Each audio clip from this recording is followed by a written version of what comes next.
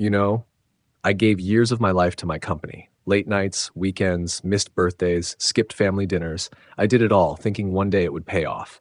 I thought loyalty mattered, but I was wrong. Because the one time I dared to put my family first, my CEO punished me. He cut my bonus, humiliated me, and made me feel worthless. But what he didn't know was that I had the power to destroy him. And my revenge? It cost him a $20 million client. For years, I was the golden employee, the guy who never said no. I stayed late, I answered emails at 2 a.m., I even took calls on vacations. Everyone knew if the CEO needed something, I was the one who got it done. And for a while, that felt good. The CEO even called me his right hand. He'd brag about me in front of clients, telling them, "This guy is the reason we're winning." But what nobody saw was how much I was losing at home. My daughter had stopped asking if I'd come to her school plays.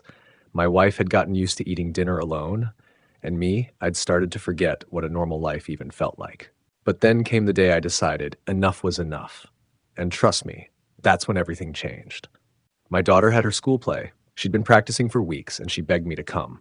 And for once, I promised I'd be there. I sent the CEO a quick email. "I'll be unreachable for 2 hours tonight." Just 2 hours. That was it. That evening, I walked into the school auditorium, and the look on my daughter's face when she saw me, God, I can't describe it. Her eyes lit up, like she couldn't believe I actually kept my promise. For the first time in years, I felt like a father again, like I mattered outside of work. But of course, my phone wouldn't stop buzzing. Emails, calls, the CEO demanding answers, updates, signatures, and I ignored every single one of them because in that moment, my family mattered more. What I didn't know was that ignoring those calls would cost me everything. The next morning, I walked into the office like normal, but I could feel it, the tension. People avoided my eyes. Then I got the call. "The CEO wants to see you." I stepped into his glass office, and he didn't even look up. He just said, cold as ice, "You cost us response time last night. If family time is more important than your job, maybe this isn't the right place for you."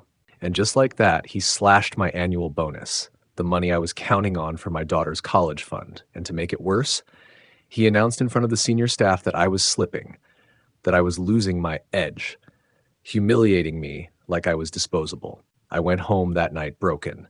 My wife tried to comfort me, but inside I was boiling because I realized something. To him, I wasn't a person. I wasn't a father. I wasn't even an employee. I was just a tool.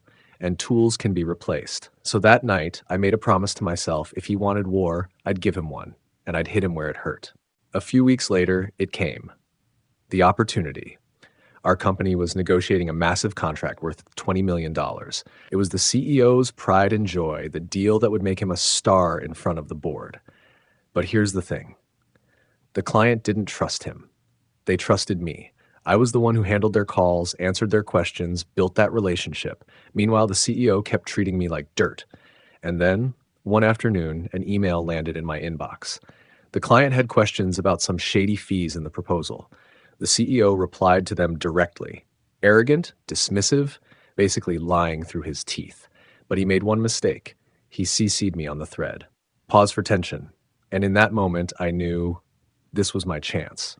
I stared at that email chain, my heart pounding, my hands were shaking. All I had to do was hit forward. Forward the CEO's lies, his arrogance, his disrespect, straight to the client. It felt like the longest second of my life. And then, click. Send. There was no going back. Within hours, the client demanded an emergency call. Within days, they pulled out of the deal completely. $20 million. Gone. Just like that. And the CEO, he was destroyed. The board ripped him apart, his reputation shattered, everything he'd worked for, gone in a blink. And me, I watched it all happen, and for the first time in a long time, I smiled. He tried to come after me, of course, screamed at me, threatened me. But the truth is, I hadn't done anything illegal. I didn't lie. I didn't fabricate anything. All I did was share the truth. HR couldn't touch me, and quietly, behind closed doors, other employees thanked me. They said I did what everyone else was too scared to do. I resigned soon after, walked out with my head high, my family waiting for me at the door. That night, I hugged my daughter, kissed my wife, and for the first time in years, I felt free because no job, no paycheck, no CEO is worth more than family. So if you've ever been punished for choosing your loved ones over your job, hit that like button. And if you believe revenge is sometimes the only justice, subscribe because I've got more stories you'll never forget.